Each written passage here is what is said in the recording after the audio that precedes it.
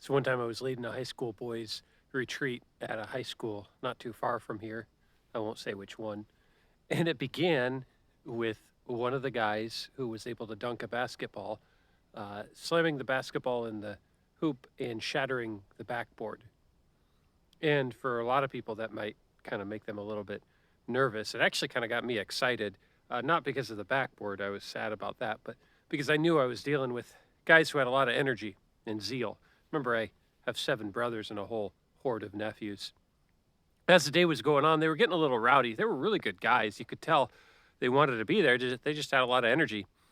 And so I stopped what I was saying and just kind of impromptu said, "Hey guys, what's the difference between a lake and a river?" And they offered different answers. Ultimately, the conclusion we all kind of came to is that uh, a river is much narrower, and so there's a lot more current, and so there's a lot more power. That's why people would build mills and dams on rivers so they could harness that power.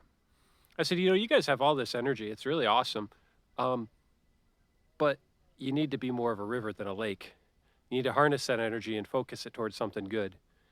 I'm at the mighty Illinois River. This is what made Chicago. Chicago wouldn't be what it is today without this connection between basically the Great Lakes, so the Atlantic Ocean, and the Mississippi River. It's frozen right now, but when it unfreezes, this is a great power that's going to be unleashed. When we pray, we we take on new dynamism, new power, spiritual power, and we take on new focus. We become more disciplined. When we specify after our prayer that we're going to take certain actions and choose to follow through on certain concrete resolutions, we become more disciplined and focused. We have more energy. We take all of that disparate energy that might be going all over and we focus it on one thing, which is sanctity, which is intimacy with God, love of God and love of our neighbor. That's why prayer really is life saving. That's why prayer changes the world. You look at saints, St. Peter, St. Paul, St. Teresa, Mother Teresa, St. John Paul II, St. Bernard of Clairvaux. You look at all these saints who prayed so much, more than any of us could imagine, yet somehow they were so active. How does that work?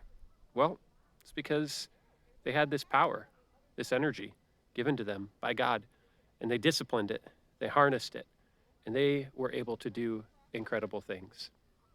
Let's take their example. Let's begin to pray, trusting that God is going to make it possible for us to do great things. Thanks, guys. Pray for me, and I'll pray for you.